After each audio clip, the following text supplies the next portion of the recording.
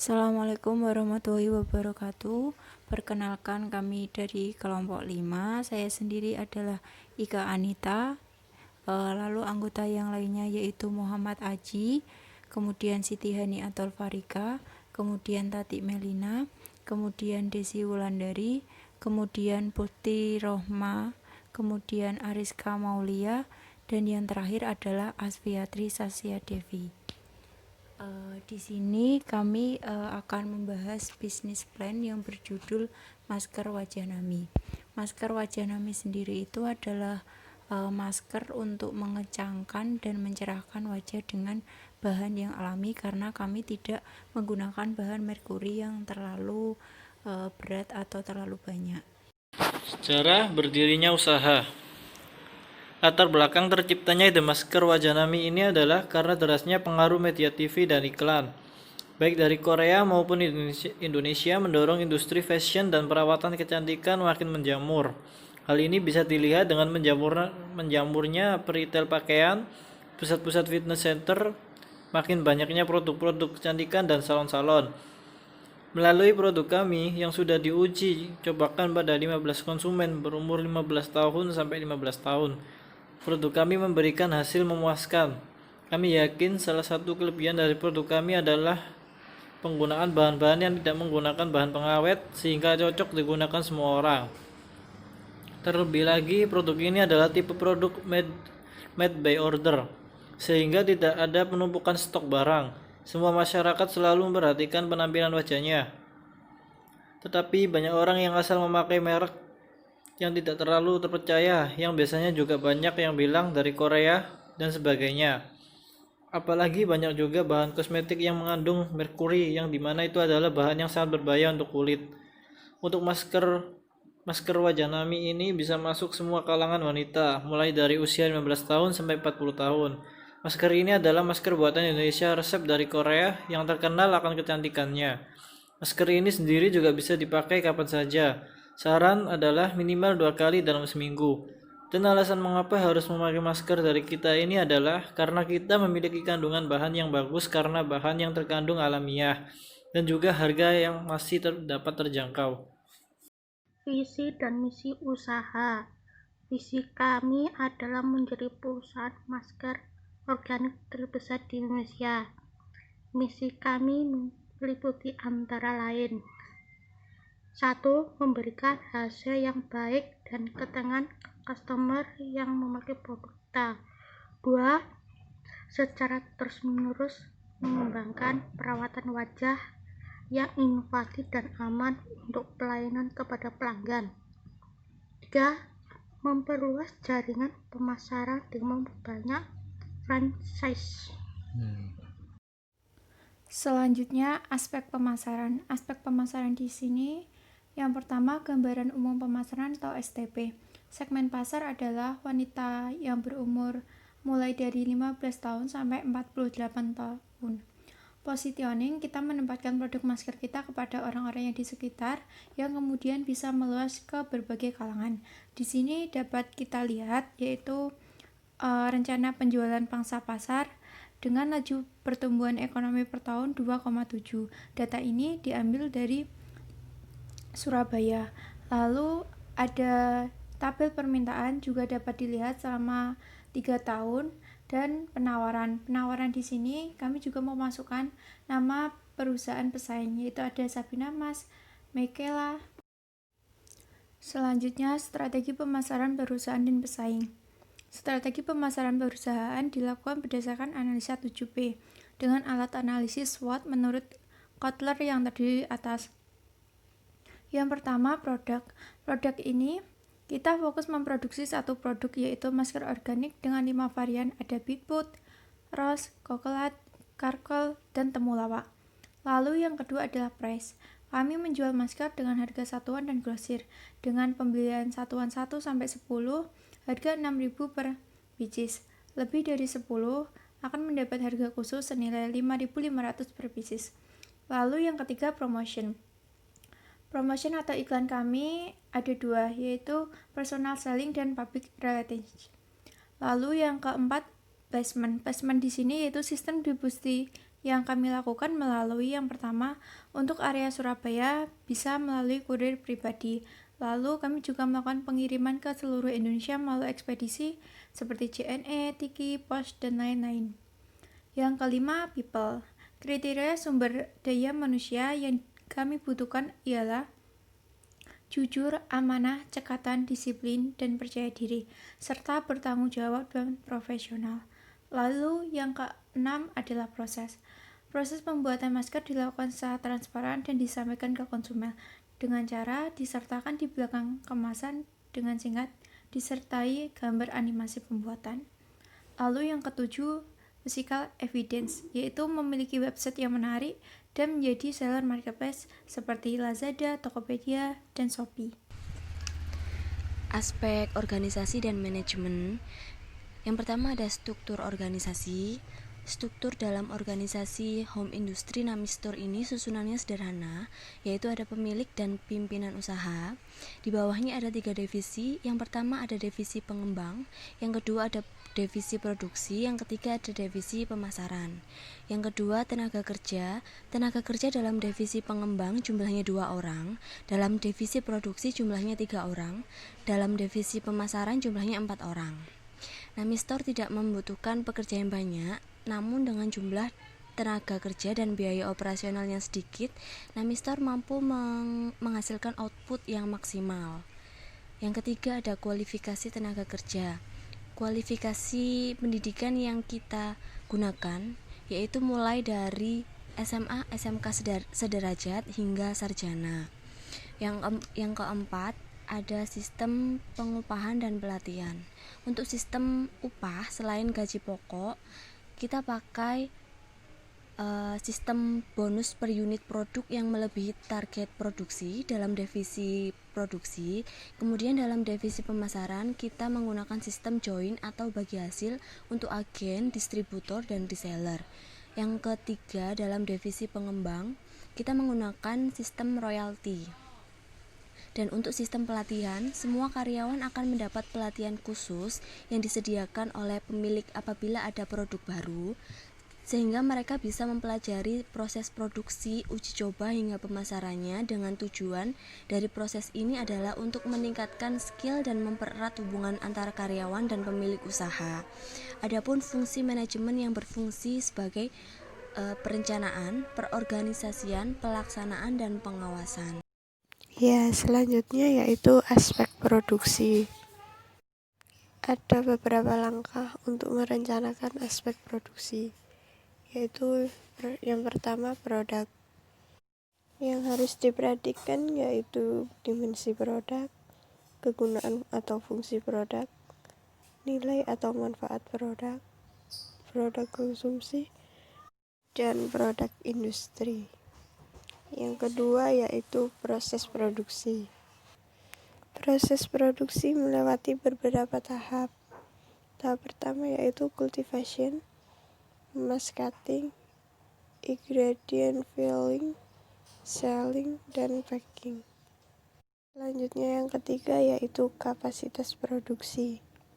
Pada tahun 2020, rencana produksi yaitu 1.592 unit. Pada tahun 2021, 1.624 unit.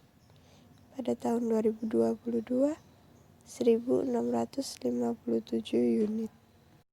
Yang keempat yaitu tanah dan bangunan. Lokasi tempat usaha yang digunakan masih di dalam rumah dengan ruangan khusus untuk produksi tanpa membayar harga sewa. Yang kelima yaitu pemasangan sarana penunjang. Ada jenis biaya. Yang pertama pemasangan instalasi listrik. Jumlah biayanya 20.000 per bulan. Pemasangan instalasi air atau PAM tidak ada. Pemasangan instalasi telepon 100.000 per bulan. Pemasangan instalasi internet 260.000 per bulan. Dan biaya lain-lain 250 per bulan. Dan total biaya pemasangan sarana penunjang jumlah biayanya 630.000. Selanjutnya mesin dan peralatan. Di sini ada beberapa mesin dan peralatan dengan merek yang berbeda, dengan jumlah unit dan harga yang berbeda pula. Total pembelian mesin atau peralatan dengan harga Rp4.070.000. 7. Bahan baku dan bahan pembantu. Adapun bahan pembantu dalam proses pembuatan masker adalah serum wajah, madu, dan susu. 8. Tenaga produksi atau tenaga kerja langsung. Jenis kegiatan yang pertama itu ada di bagian produksi. Tarif upah perharinya Rp50.000, jumlah tenaga kerjanya ada 1, jumlah hari kerja per tahunnya 300 hari, jumlahnya jadi 15 juta. Yang kedua yaitu bagian packing. Tarif upah perharinya Rp50.000, jumlah tenaga kerjanya ada 1, jumlah hari kerja per tahunnya 300, dan jumlahnya 15 juta. Yang ketiga yaitu bagian admin dan customer service. Tarif upah perharinya Rp60.000, tenaga kerjanya ada 1, jumlah hari kerja per tahunnya 300 hari, dan jumlahnya 18 juta.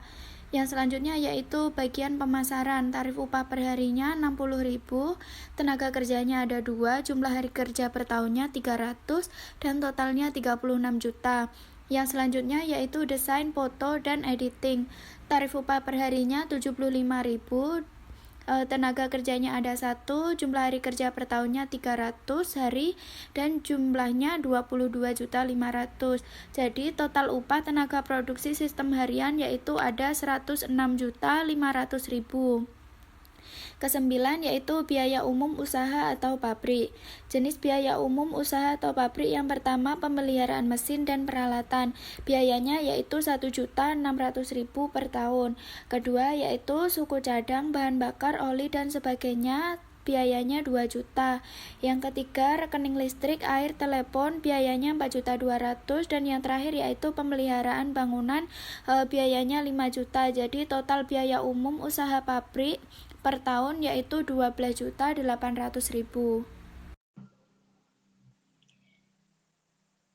Selanjutnya yaitu aspek keuangan. Yang pertama, strategi sumber pendanaan usaha.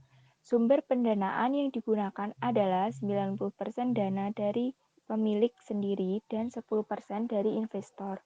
Ini dikarenakan kebutuhan dana yang tidak terlalu besar dari pihak eksternal. Yang kedua yaitu proyeksi keuangan. Yang pertama, sumber pendanaan. Kami menggunakan dua yaitu modal sendiri dan pinjaman. Modal sendiri diketahui presentase A 150 juta, presentase B 31.890.000, sehingga jika diketahui jumlahnya 181.890.000. Yang kedua yaitu pinjaman.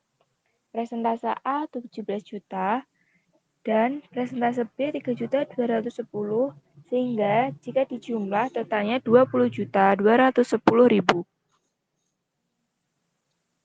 Jumlah dari modal sendiri dan pinjaman diketahui yaitu 202.100.000. Yang B yaitu kebutuhan pembiayaan atau modal investasi. Yang pertama ada tanah, banyaknya 60 meter kubik, harga per unit 500 per meter kubik, jumlah 30 juta. Yang B bangunan, banyaknya 54 meter kubik, harga per unit 3 juta, jumlah 162 juta.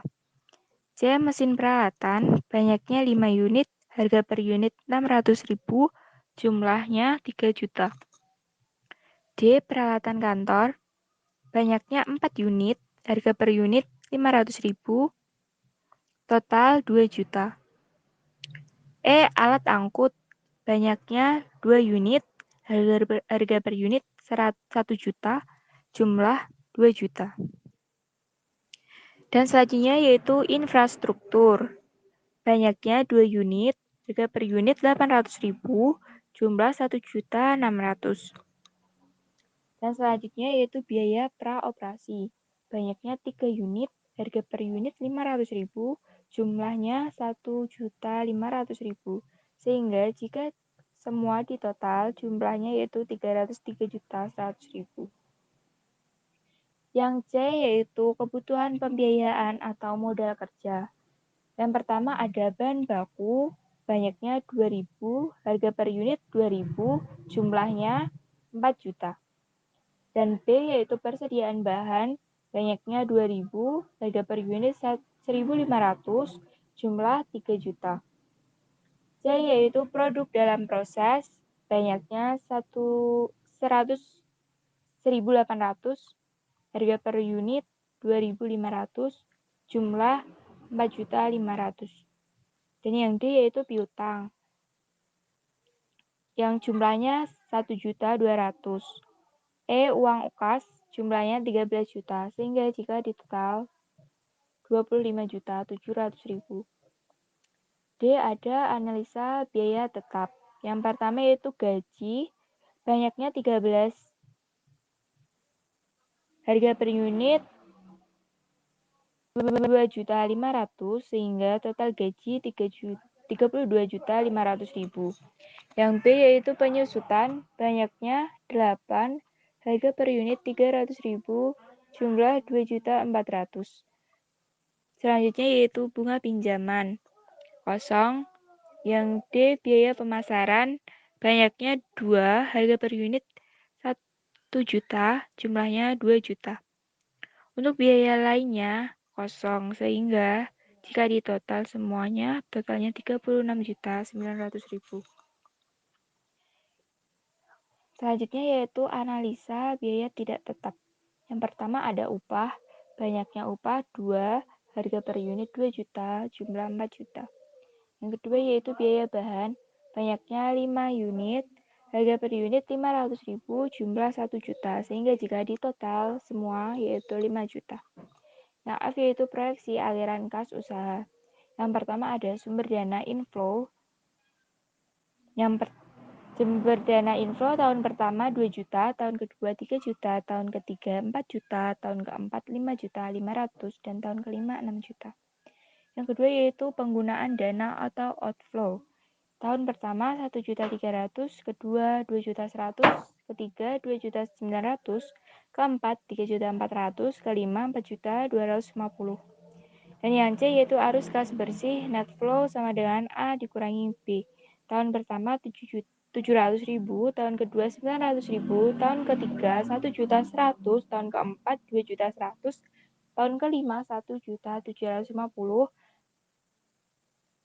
Dan selanjutnya yaitu keadaan kas awal. Tahun pertama diperoleh 500.000, tahun kedua 1.200.000, tahun ketiga 4 juta, tahun keempat 5 juta, tahun kelima 7.500.000. Dan yang terakhir yaitu keadaan kas akhir yang diperoleh C ditambah D. Tahun pertama 1.200.000, tahun kedua 2.100.000, tahun ketiga 5.100.000, tahun keempat 7.100.000, tahun kelima 9.250.000. Dan yang ketiga yaitu analisa kelayakan usaha. Di sini kami menggunakan dua metode. Yang pertama metode not discount cash flow ya, dan yang kedua yaitu metode discount cash flow. Dan yang keempat analisa keuntungan. Yang pertama break even point atau disingkat BEP, dan yang kedua kontribusi margin. Sekian presentasi dari kelompok kami. Jika ada kurang lebihnya kami mohon maaf. Akhir kata, wassalamualaikum warahmatullahi wabarakatuh.